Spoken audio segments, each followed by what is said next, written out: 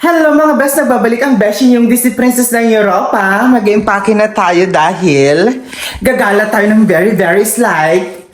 Ililibot ko kayo kung saan ako maggagala. Siyempre, nandun din kayo of course. Charis, papakita ko sa inyo kung ano yung mga gagawin ko. Sikat ka girl. Sikat ka best. Please guys, support my YouTube channel, diba? Disney Princess ng Europa. Try ko na lahat talaga ng ng platform ng social media. Lahat-lahat na ginawa ko na, ewan ko na lang kung wala pa ito. It means, hudyat na lang, itigil na natin. Walang susuko syempre. Bawal sumuko dahil pag sumuko, katalo ka, kaya go lang ng go.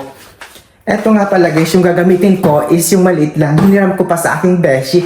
And of course, yung isang luggage ko din is hiram din yan. Puro hiram, ganun lang guys. Dahil wala pa tayong pambili. Not unless mag-sponsored kayo.